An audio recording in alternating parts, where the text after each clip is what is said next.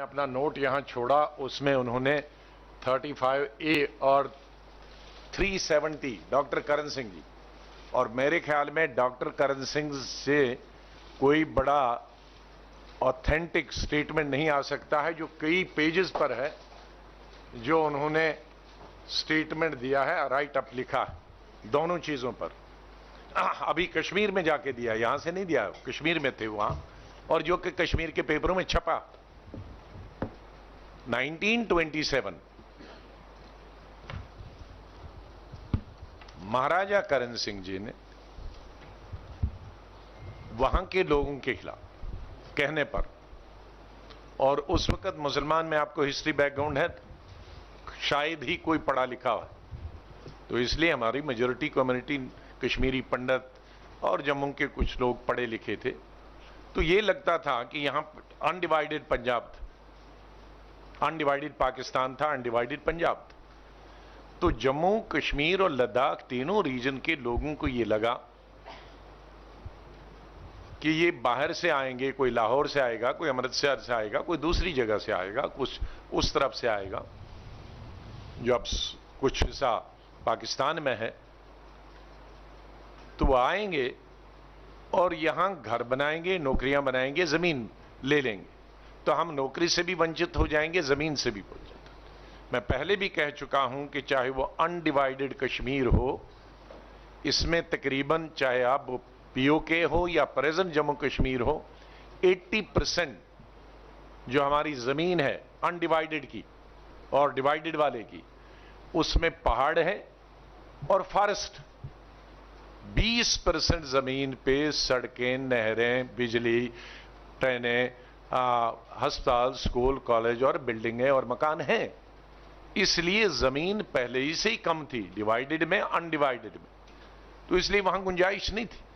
तो ये महाराजा हरि सिंह जी ने 1927 में लोगों के कहने पे सभी तीनों रीजन पे स्टेट सब्जेक्ट इशू किया कि स्टेट सब्जेक्ट वाला ही जम्मू कश्मीर में रहेगा, वही जमीन खरीद सकता है, वही मकान बना सकता है, उसी को नौकरी मिलेगी।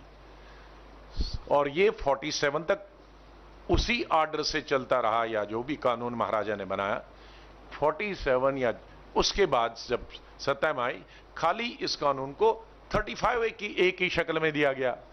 तो एक्चुअली ये 1927 से है, कुछ नहीं बदला। और उसके बाद तो अब और भी बदला है, शायद कम उस वक्त इंफ्रास्ट्रक्चर था, आज तो कई हजार गुना उसी जमीन पर इंफ्रास्ट्रक्चर है, सड़कें भी हैं, बिल्डिंगें हैं, दूसरी चीजें, स्कूल, हॉस्पिटल, डिस्पेंसरीज, और उस वक्त 32 लाख थी, आज 1.5 करोड़ है आबादी, तो मकान भी ज्यादा बने, तो जमीन आज भी घट गई है। इसलिए वहां 30 लागू करना जरूरी है, एक नंबर 1। दूसरा, जम्मू कश्मीर के अलावा हिमाचल प्रदेश है, उत्तराखंड है, और 8 स्टेटें नॉर्थ ईस्ट की है जहां आप जमीन नहीं खरीद सकते। तो 8 स्टेटें नॉर्थ ईस्ट की और हिमाचल और उत्तराखंड की जमीनें नहीं खरीद सकते। उनके बारे में इस तरह का कोई प्रोविजन नहीं है। 1927 से लेकर तो कुछ साल पहले ही किया है। इनमें से अधिकतर बीजेपी की सरकारें हैं।